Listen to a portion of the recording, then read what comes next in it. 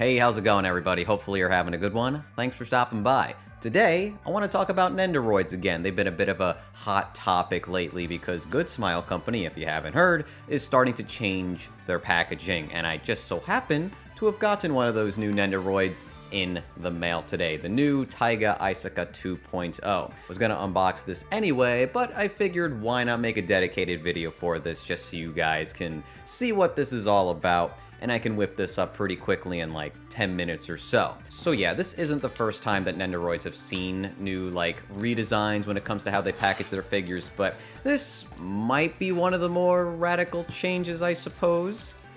But is it really that big of a deal? I guess we'll find out together. Now, this is definitely a bit smaller, from what I can tell.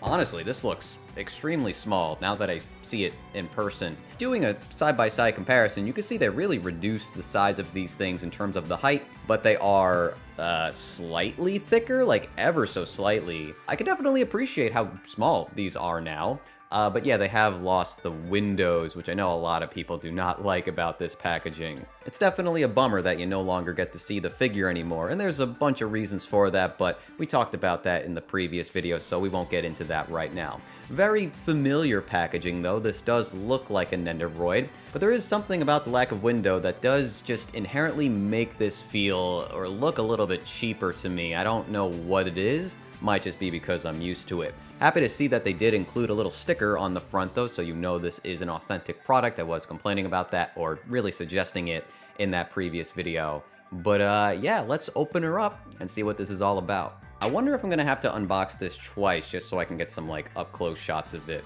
But I'll leave that for the B-roll. Definitely very different on the inside though, if you could see that. No longer a blister, but 3 little orange compartments. The last time we got an example of a new Nendoroid, the color was blue, so it seems like they're trying to match the colors of the box and the inside cardboard, which is cute. I like that. That's fun. So strange. Okay, so orange blank box number 1, and this one is open. I assume this is the Nendoroid of Taiga. And what do we have here? Some faceplates with some extra padding on the inside, so dedicated spots for your Nendoroid faceplates. Let's get into the pizza box. This seems to include the base, some arms, and that extra neck joint. I forgot to mention that they also changed the bases on Nendoroids as well as the stands, and I'm pretty sure I have the new base and stand right here, so we'll definitely check that out as well. But yeah, everything's kind of just in this bubble wrap, a little haphazardly. I don't love that, but I'm assuming there's a baggie around the accessories. In fact, I guess I might as well open it now because I do need the base, so let's get this going. Yeah, so this is how your accessories are going to look from now on, which is something we've seen before. They separated the rice and the bowl. That's kind of funny, I guess just because she do be eaten, so sometimes it's going to be empty. Oh, it's so weird that they changed this. It's so thin now. I'll get a close-up of this, and there's no middle hole on the base. I don't know why they took that away. I mean, I guess I never used it that much, but having the option is way better than not having the option, if you ask me. Just wasn't expecting it to be so thin, though. It's a little lighter, too. There's certainly an ample amount of styrofoam padding for the Nendoroid itself, but I do have to wonder if it's truly safe the way they're packaging it. You get the extra piece of paper there, and also surrounded with that plastic sheeting that they typically do. I did mention a minute ago that they changed the stand for the Nendoroids, and here it is in action. The curve is a bit different, and the way the top swivels is nice, and I do like the way it bends too. I feel like this is an improvement across the board, and I feel like the shape does work better with longer hair characters like Taiga. Yeah, if there's anything that's improved here, it's definitely the stand. It's very smooth moving the Nendo around. It's a bit easier to change the poses and the positioning with this new stand.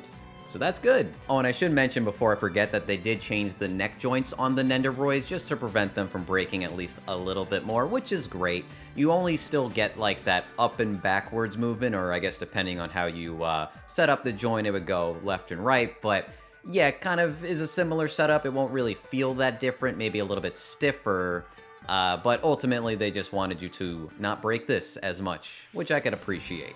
But yeah, I feel like my desk is a mess with all this extra styrofoam and bubble wrap and crap. But, you know, the Nendoroid is safe. Taiga is looking very good. I guess I should review the Nendoroid itself, because that is part of this video. Certainly, they've made huge strides to actually make this Nendo look more like Taiga. As much of a fan as I am of the original Nendoroids, because there were two, technically three if you want to count the exclusive edition with the bonus faceplate, those, while cute, didn't look exactly like her to me. Sorta looked like the light novel's art style, sorta looked like the animes, certainly did not look like the mangas. Whereas this new one just looks like the spitting image of her appearance in the anime. They've made her hair more voluminous. I feel like the clothing is a bit more vibrant in its palette. Frankly, Taiga's sculpting and shading have just been massively improved here. Her faceplates are very fitting. You got the expressionless faceplate, which might sound boring, but that definitely fits the bill. You have an angry expression where she's also a little teary-eyed, and one where she's blushing. The range is nice, though I feel like there should have been a fourth faceplate where she's smiling, which was included with the exclusive edition for the original release. It's weird that we're kind of taking steps backwards when this should be more definitive as like the best version of a Taiga Nendo, especially when this is called the 2.0. But considering this looks way more like an official, authentic Toradora product, I think I'm okay with that. They definitely did a great job representing Taiga here. The accessories, on the other hand, I think are okay. You get the wooden sword, which should always be included. You get a rice bowl for some reason. There's like a little tiger paw pad on it, which is cute, but is that really like the best way to represent the character in terms of the accessories? The original release had the Nendoroid Tiger, which is the perfect accessory to give for a Nendo. Just having those little animal buddies just is such a fun, exciting little extra to get with these figures, but it's nowhere to be seen here. Actually, that's a lie. If you pre-ordered her through the Good Smile Company store, you would get a base that features the logo of the show and also the Nendoroid Tiger, which just feels like a slap in the face, but I guess they didn't forget. But yeah, she's very light in terms of accessories, which is a common trend we're seeing with Nendoroids lately. It's probably the #1 complaint right now when it comes to these types of figures. They're just not including as much as they used to, which is a bummer considering the prices have gone up.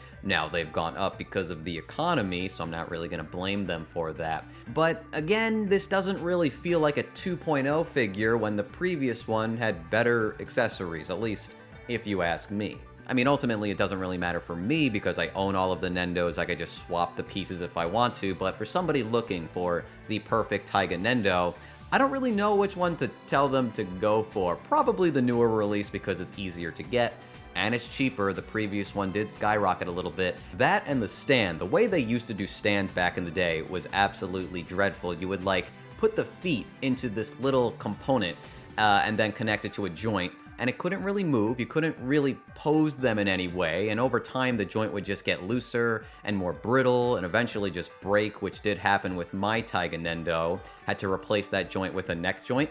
Worked fine enough, but yeah, it just wasn't really the most well thought out thing. These new stands are way better, so overall, this is definitely the one to get right now, but if you are a fan of Taiga, I would recommend the old release too, just because it does have some more stuff that this one doesn't. But yeah, I guess we'll circle back to the main point now, the packaging. What do I really think about all of this?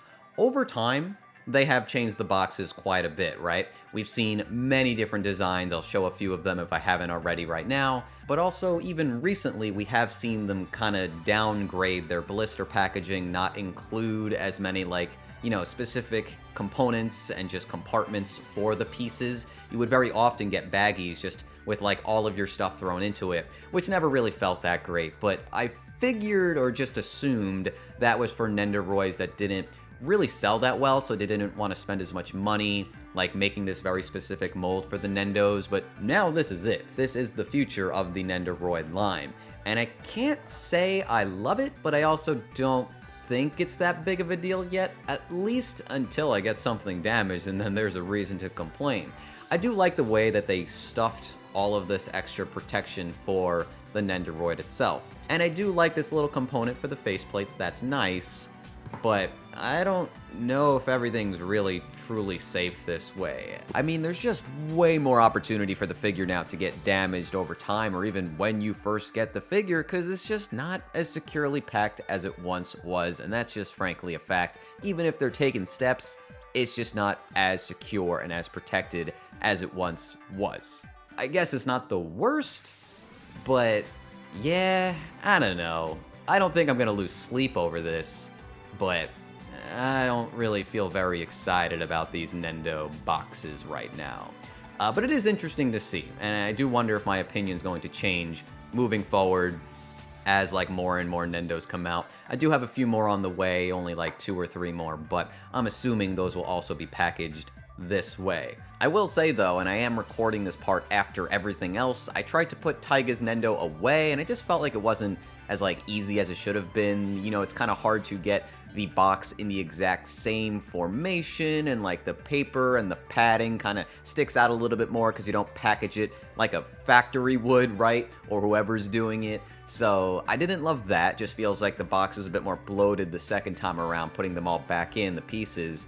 And when everything's out of the box, it feels very flimsy, and I think that's because there's no like cardboard tray or like that inner lining. Sometimes they have like decorative patterns and just like artwork from the series, but there isn't any of that here. Thankfully, 99.9% of the time you will have the other like 3 boxes inside of the main box, so this is really a non-issue, but I just wanted to point out that the box definitely feels flimsier now. But let me know what you guys think about this new packaging, and I guess the Taiga Nendo if you were interested in that.